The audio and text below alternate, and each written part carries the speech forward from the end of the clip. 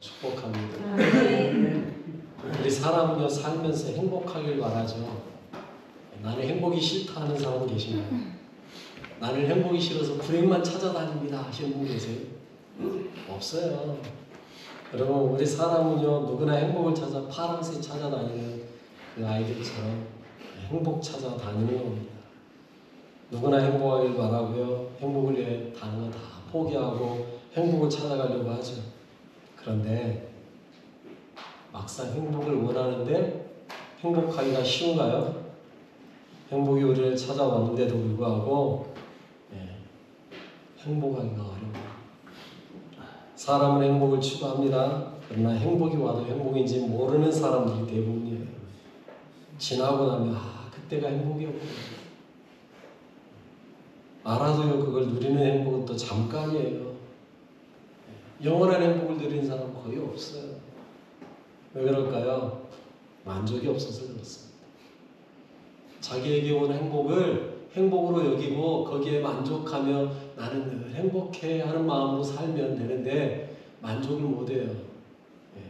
또 다른 행복을 찾아가려고 해요. 그러다 보니까 행복을 찾을 수가 없어요. 그런데 여러분 혹시 그거 아세요? 행복은 사람의 목적이 아니에요. 여러분의 인생의 목적이 행복이 아니에요. 그런데 우리는 행복하려고만 하거든요. 그러다 보니까 목적이 잘못되다 보니까 행복을 못 누리는 거예요. 우리의 목적을 바로 알고 가야 되는데 인생의 목적을 행복에 두려고 하니까 행복하지 못하는 거죠. 그래서 다른 길, 엉뚱한 길 찾아가는 거예요. 여러분 인생의 목적이 행복이 아니고요. 행복은 단순히 우리의 삶의 하나의 수단이에요. 거쳐가는 과정이에요. 참된 행복은요, 행복을 찾아갈 때 나오는 것이 아니고요, 내가 원하는 목적을 이루어가는 과정 속에서 누리는 거예요. 우리의 목적을 다른 데 둬야 돼요. 행복에다 둬버리면 우리의 목적지가 틀려진다고요. 그러니 우리의 목적지를 바로 알고 가다 보면 그 가는 길이 행복의 길인 거예요. 그러면 여러분의 인생의 목적지는 어디예요? 거룩에 두셔야 된다고요. 우리 인생의 목적은 거룩이에요. 목적이 잘못되니까 허무함을 느끼는 거죠. 왜? 그 목적을 이루었다 싶었는데 목적을 이루고 나니까 어떻게 돼요? 뭔가 이룬 거는 같은데 허전함이 몰려온단 말이에요. 그걸 누린 사람들이 그래서 뭐 하냐면 자살해버리는 거예요. 목적을 이루었는데 허무하더라. 살 목적이 없어져 버린 거죠. 그래서 자살하는 사람들이 꽤 많아요. 여러분 목적을 바로 설정하셔야 되는데 우리 인생의 목적은 뭐라고요? 거룩이라고요. 행복이 아니에요. 그래서 그 그리스도인들의 목적을 바로 가기 위해서 거룩을 이루기 위해서 우리가 해야 될 게 뭐예요? 제가 늘 말씀드리잖아요. 에베소서 4장 13절에요. 이렇게 말씀하고 있다고요. 우리가 다 하나님의 아들을 믿는 것과 아는 일에 하나가 되어 온전한 사람을 이루어 그리스도의 장성한 분량이 충만한 데까지 이르리라. 벌써 이 말씀을 한 3주째 이야기하고 있는 것 같아요. 지금 계속해서 지금 이 말씀 반복하고 있는 것 같아요. 왜요? 목적이 바라야 우리의 인생이 바른 길로 가니까요.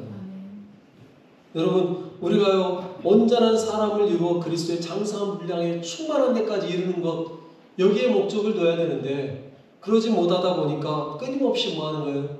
행복하지 못해요. 그래서 나오는 게 뭐예요? 우리 입에서 원망하고 불평하는 거예요. 아니요. 여러분 우리는요 이루는 과정 중에 있는 겁니다. 그리스도의 장성한 분량이 충만한 데까지 이르리니 이 말은요 이루었다가 아니잖아요. 우리는 이루어가는 거예요. 그러니까 때로는 좀 넘어지기도 하고 쓰러지기도 하고 자빠져 코가 깨지기도 하고 때로는 무릎도 까지고 그러나 그 속에서요 우리는 뭐 하는 거예요?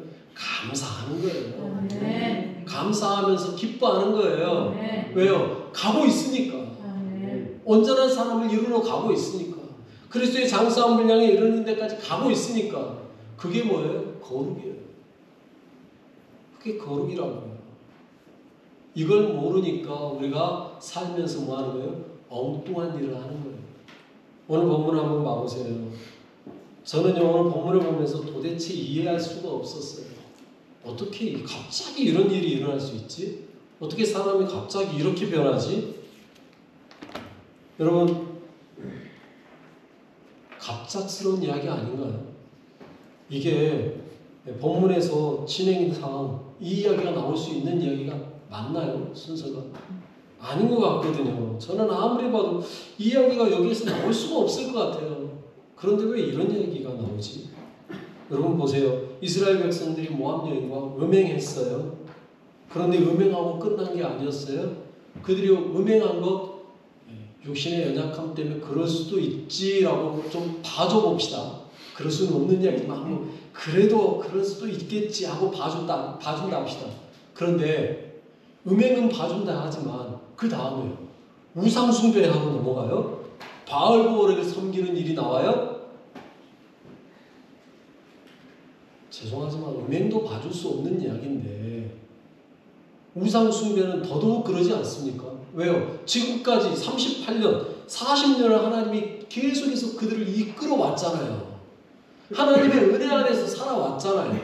하나님이 그들을 지켜주셨기 때문에 지금까지 그 자리까지 온 거잖아요.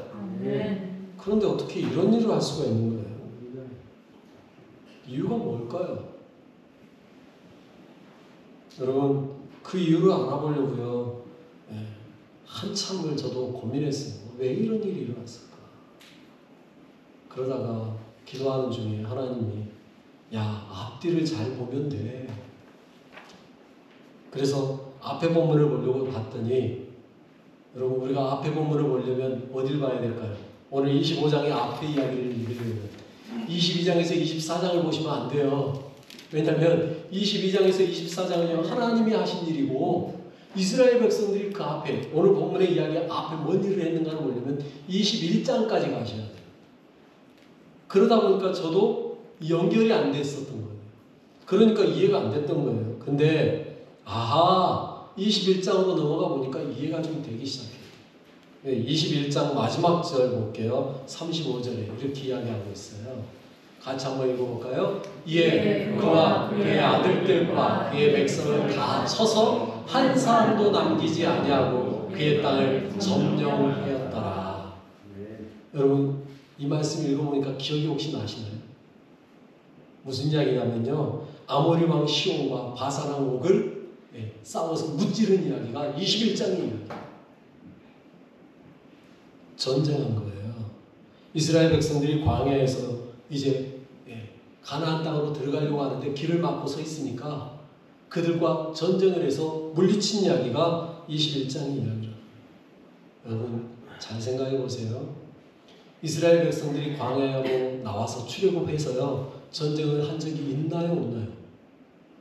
한 번 있어요. 언제요? 나온 지 얼마 안 돼가지고. 나온 지 얼마 안 돼가지고요 아말렉이 뒤통수를 쳤거든요. 그러니까 아말렉과의 싸움을 해요. 그래가지고 이겨요. 그때 처음으로 전쟁을 했어요. 광야에서. 그런데 그 전쟁 이후로는요 전쟁이 없었어요. 38년 동안요 하나님이요 그들을 광야로 이끌고 다니는데 전쟁이라는 걸 몰랐어요. 그런데 여러분 그거 아세요? 첫 번째 했던 그 전쟁도요 지금 있는 이 사람들이 한 게 아니에요. 누가 했어요? 출애굽 1세대가 했어요. 지금은요 출애굽 2세대예요. 1세대 사람들은 다 하나님이 어떻게 됐어요? 다 죽였어요 지금요. 그들이 살아있지 않다고요. 그때 있었던 사람 중에 살아있는 사람은요 여호수아와 갈렙 그리고 레위인들 또 한 부류가 20세 이하의 어린 아이들. 그러면 그 아이들은 전쟁에 대한 경험이 있어요 없어요? 전쟁 경험 있는 사람 딱 2명밖에 없다니까요 지금. 여호수아와 갈렙. 모세도 전쟁하지는 않았어요. 그때 숨들고 있었지. 여러분 그러면 그렇게 해서 한 번도 안 해본 전쟁을 처음으로 했는데 두 왕을 이겼어요. 아모리 왕 시온과 바산 왕 옥. 여러분 그들이 어떤 사람들이에요? 그 지역에서 유명한 사람이에요. 어떤 걸로요? 전쟁. 막강한 힘을 가지고 있는 왕으로 유명한 사람들이라고요. 그런 사람들이 이겼어요. 특별히 바산 왕 옥은 제가 누구라 그랬어요? 느비딤 사람이라고요. 장대한 거인족.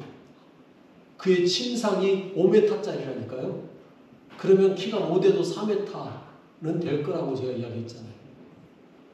그런 거인족하고 싸워서 승리했다고요. 여러분 얼마나 기뻤겠냐고요.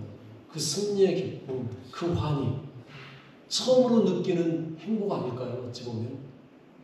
여러분 전쟁에서 이기는 그 기쁨은요. 그 어떤 기쁨보다 더 커요. 그리고 처음으로 전쟁에서 이겨냈으니까 뭘 얻었겠어요? 전리품 얻었을 거 아니에요. 수많은 것들이 공짜로 생겼어요. 얼마나 좋아요. 생각지 않았던 것들을 얻어냈어요. 아마 나라가 들어간 기분이었을 거예요. 승리를 느꼈겠죠. 그 승리로 인한 행복에 그들은 도취되어 있는 거예요. 그런데 여러분, 그들이요 그 승리의 기쁨과 행복을 느끼고 있을 때 하나님은 뭐하고 계셨어요? 일하고 계셨어요. 어떤 일이요? 22장에서 24장 이야기야.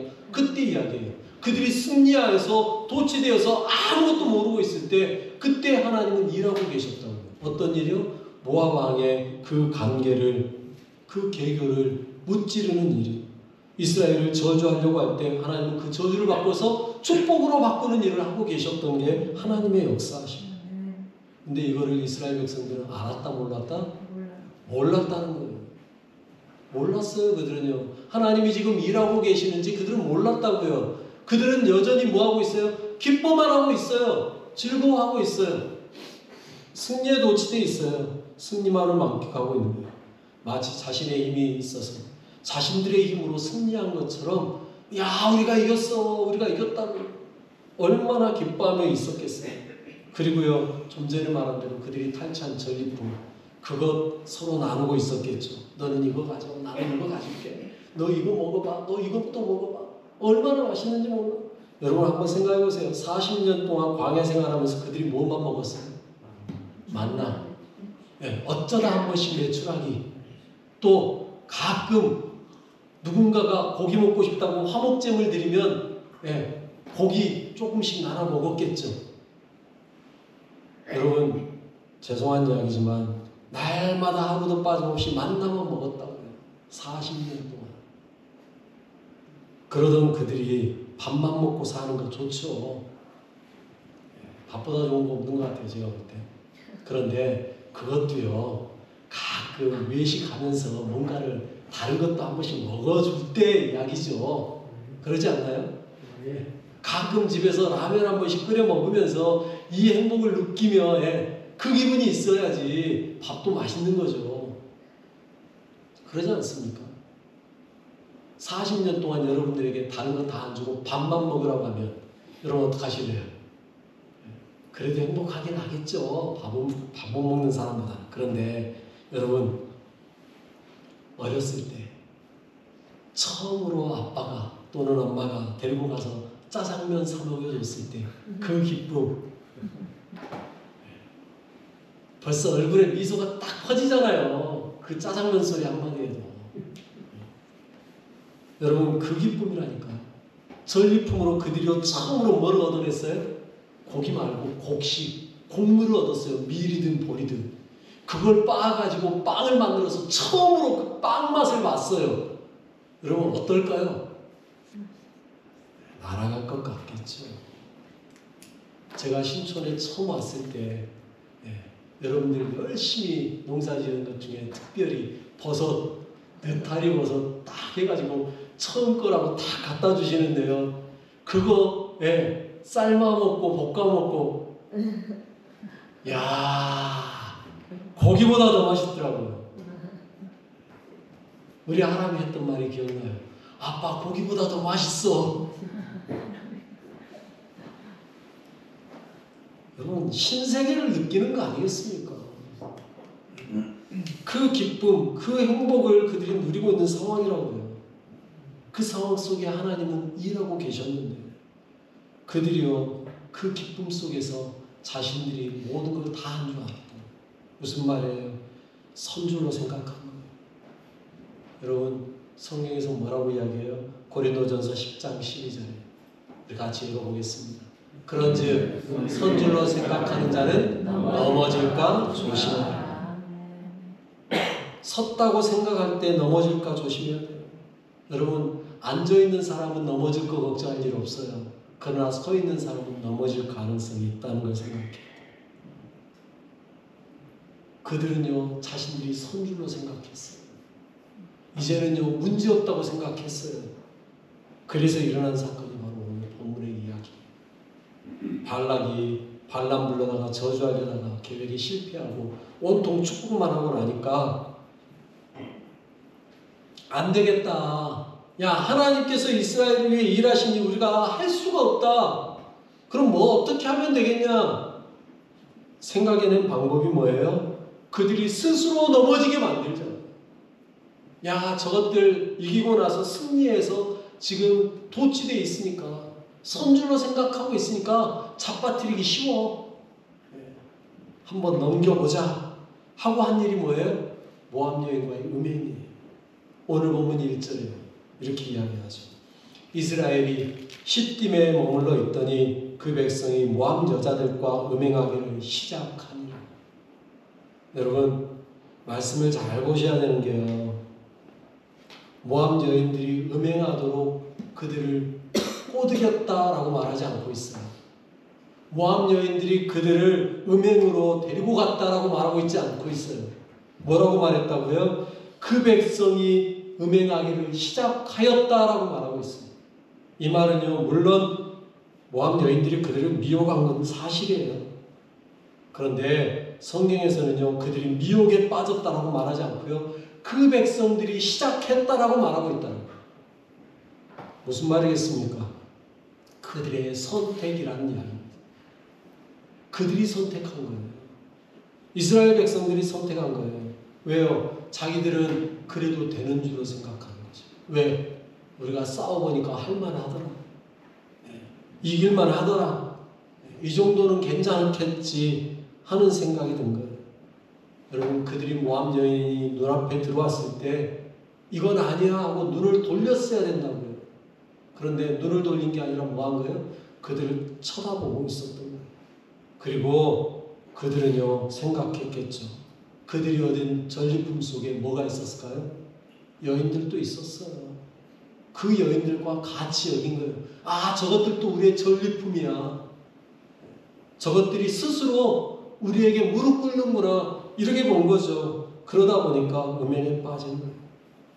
문제는 음행에 빠지고 끝나는 게 아니라는 사실이에요. 여러분, 죄는요, 한나로 끝나는 게 아니에요. 죄는요, 또 다른 죄를 낳게 되어 있습니다. 그래서 그들이 음행하고 난 다음에 다음 단계로 넘어가는데 어떻게 넘어가요? 2절로 3절 같이 읽어보겠습니다. 그 여자들이 자기 신들에게 제사할 때 이스라엘 백성을 청함해 백성이 먹고 그들의 신들에게 절함으로 이스라엘이 바알볼에게 가담한지라. 여호와께서 이스라엘에게 진노하시니라. 다시 말씀드립니다. 이스라엘이 승리에 도취되어 있을 때 하나님은요, 모압의 계략을 파하시고 저주를 축복으로 바꿔놓으셨어요. 그런데 이스라엘은 하나님의 일하심을 느끼지 못했어요. 알지 못했어요. 그 결과 그들은 어떤 일을 했어요? 하나님께서 그들을 구원하시고 살려내셨는데 그들이 그걸 모르니까 스스로 뭐 하는 거예요? 우상숭배에 빠져 들어가는 거예요. 모압 여인들이 그들을 부르니까 기다렸다는 듯이 가가지고 음행하고 끝난 게 아니라, 야, 우리 제사 드리러 갈 건데, 그래, 그럼 나도 가자. 가서 그냥 제사해 드리고 같이 거기에 절하게 되는 일을 행하게 되는 거예요. 그래서 오늘 본문에서 그들을 뭐라고 말해요? 이스라엘이 바알볼에게 가담했다. 무슨 말이에요? 스스로 그 일을 행했다라는 이야기예요. 여러분, 그들이 하나님이 아닌 우상에게 스스로 절을 하고 섬긴 일이 있을 수 없는 일이에요. 해서는 안 되는 일이에요. 그들이 금방 하나님의 은혜를 잊어버렸고 여인들에게 빠지니까 하나님을 버리고 우상숭배에 빠져가는 거예요. 오직 그 여인들을 위해서, 자신들의 행복을 위해, 쾌락을 위해 그들은 우상숭배까지 빠져가는 겁니다. 우리 인간의 나아감이 여기 있습니다. 행복을 추구하며 사는 사람의 전형적인 형태예요. 행복을 위해서라면 뭐든지 할 수 있는 게 우리 사람의 나약함이에요. 나만 행복하면 되지. 그래서 나만 생각하다가 다른 사람을 보지 못하는 거예요. 그래서 행하는 일이 뭐예요? 행복을 위해서 술도 가능해. 담배도 괜찮아. 마약 할 수도 있지. 음란 괜찮아. 그러면서 서서히 어떻게 해요? 중독에 빠져 들어가는 거예요. 나는 괜찮겠지라는 생각을 하는 거죠.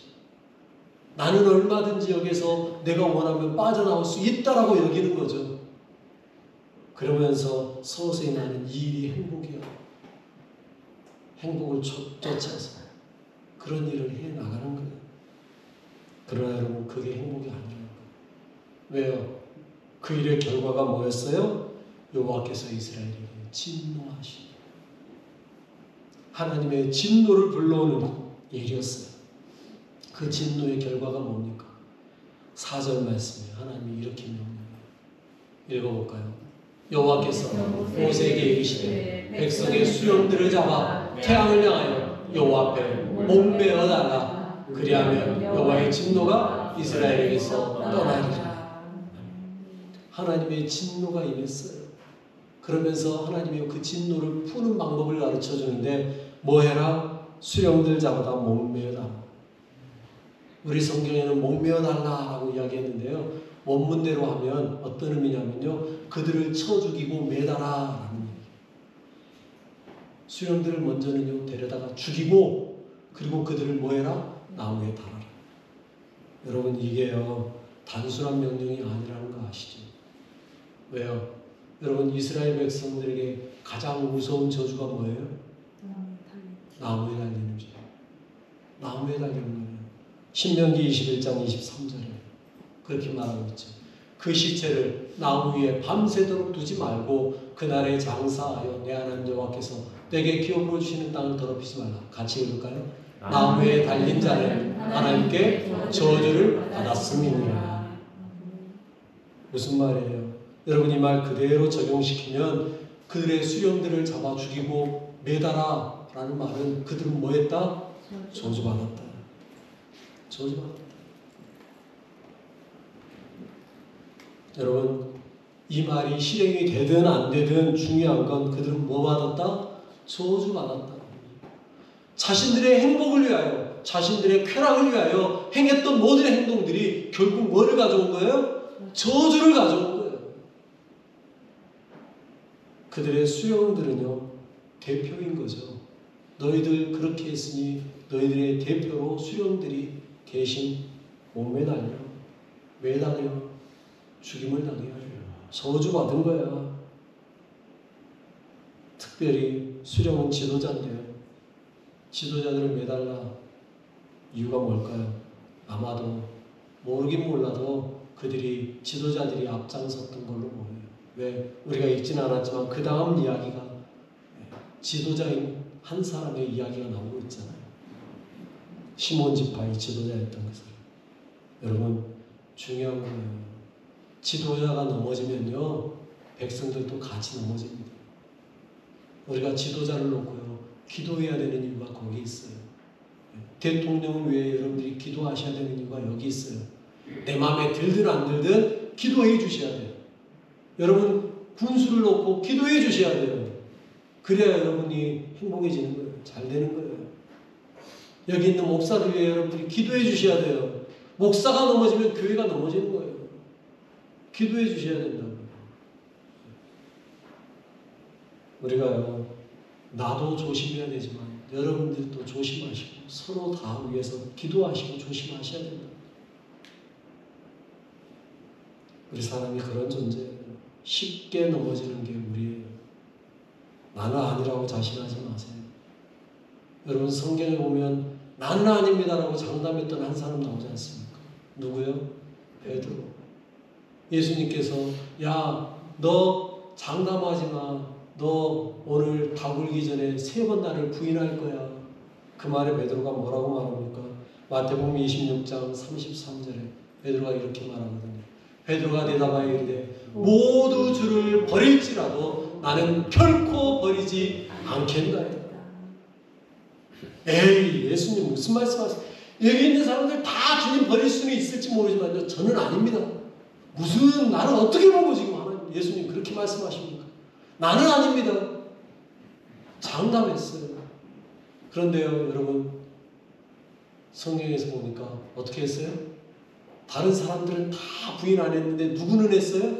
베드로 그는 했어요. 그가 부인하고 나서 어떻게 해요? 26장 75절에 이렇게 말하고 있어요.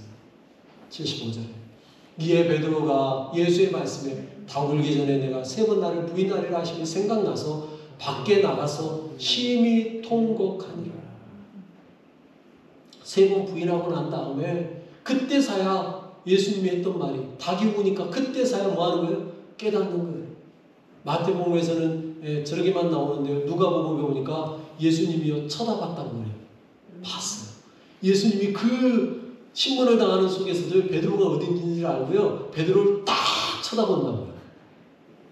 여러분 예수님이 물론 저처럼 째려보듯이 쳐다보지는 않았을 거예요. 부드러운 눈으로 베드로야 하고 봤겠죠.